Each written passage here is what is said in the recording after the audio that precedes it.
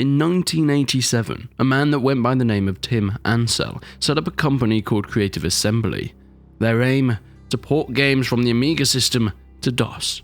At this time, Creative Assembly was only Tim, alone in his venture to try and bring games to a wider and more accessible market. But because of this experience in coding, he was eventually able to break out into a more mainstream games. One in particular that you may have heard of, FIFA. Tim hired his very first programmer to help, and they ported the very first version of FIFA onto PC. Their first foray into actual game development, though, themselves was after the massive success of the Command & Conquer games. You see, even back then, when something was popular, it was only a matter of time before clones started coming out, people emulating what made these games great and selling them as a different product to try and cash in on the hype. And it worked pretty well for a lot of these developers. So Tim and his team thought they should get in on this. But not exactly. You see, the concept of the Command & Conquer games was great, but they didn't just want to resell a clone of the games like many people were doing at that time. They wanted to take the idea and create something bigger. Using the setting of medieval Japan, the small Creative Assembly team started work on an RTS game that gave players the opportunity to play on a massive scale. During the introduction of the first dedicated graphics card, it opened up opportunities to create more visual and immersive 3D landscapes. Gone were the days of being so limited to 2D worlds in your games. It was so much more accessible to create an immersive experience, even on a smaller budget. Trees, rivers, hills, forests that players could zoom in on and watch the battle from down in the dirt with the troops fighting in real time. Yet whilst the battles in Total War have what made the franchise the size it is today, Tim and his team realised these battles alone weren't enough. People had to be invested, they had to care about why, who and what they were fighting for. That's where the campaign comes in.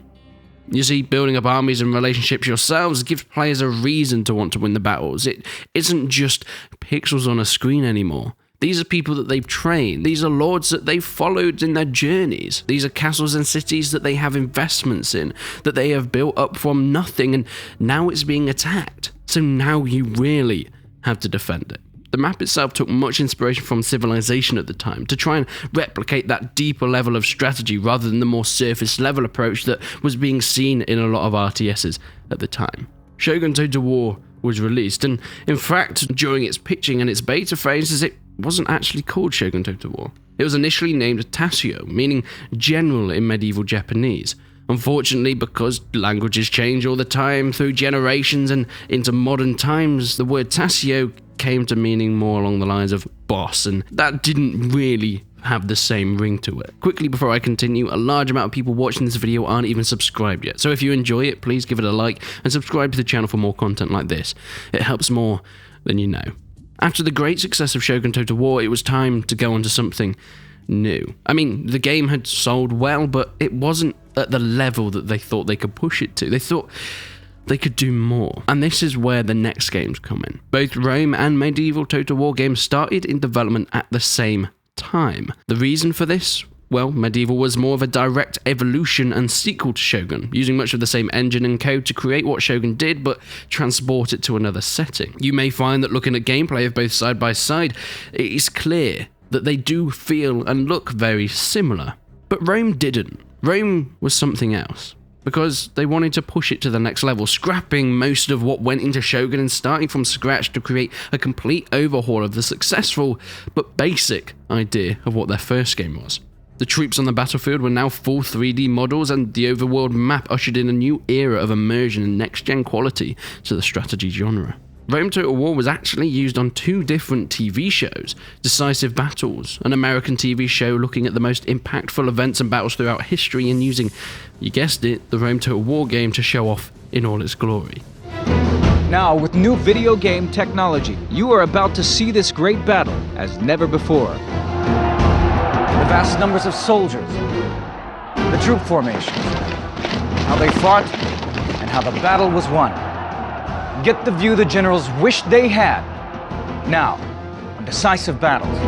Okay, yes, it was a bit goofy, especially the green screen parts, but hey, it put Rome Total War on the map, along with Time Commanders, which actually was one of my favourite ever TV programmes. This, of course, aired in the UK, and it was where a team of friends would battle against the commanders in Rome Total War, trying to change the course of history using a modified version of the game. It was an incredible show, yet of course infuriating, as the teams would be terrible at what they were trying to do. The show was then relaunched back in 2016 using Napoleon Total War instead, giving it a more updated feel, but I never felt it was quite the same as the Rome Total War original. Total War has had such an in-depth and intricate history, perhaps more than you could ever have guessed. In 2005, they actually sold their independent studio to Sega, giving them more possibilities to go further in terms of scale and anything they had done before. This ushered in the creation of Medieval 2, and then eventually Empire, and then Shogun. But the company itself went back even before they were an independent studio. They're way older than you probably imagined. In fact, the company turned 33 just this year, and Jesus Christ, I did not expect that. They just didn't really bother with actually developing games until much later after they were initially founded in 1987. The company started off, of course, with just one guy and a few friends, and now it has over 300 employees, all working on different various projects. But after all their games, Creative Assembly realised that multiplayer had never been their strong suit. They'd focused so much on single player that even just a few months after the release of all their games, the multiplayer was pretty much non-existent in terms of player base. So they decided to come up with a solution. How can we make multiplayer better? How can we get better at this? Well, they built Total War Arena. The game was actually pretty well received with people. A lot of people really enjoyed the different style of MOBA, but still keeping that Total War feel to it and relating it to the franchise and games that they had grown up with.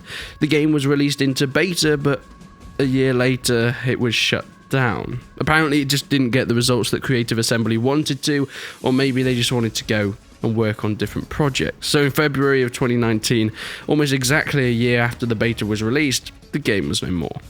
But it hasn't completely gone. You see, in fact, there is a playable version of it that you can get your hands on if you live in China, as Total War back in 2019 made a deal with NetEase to bring the game out for Chinese audiences. And speaking of atrocious failed Total War games, CA tried to break into the mobile market in the past with Total War Battles Kingdoms, and whilst being somewhat better than most mobile games, not that that takes all that much, the game just felt so cheap.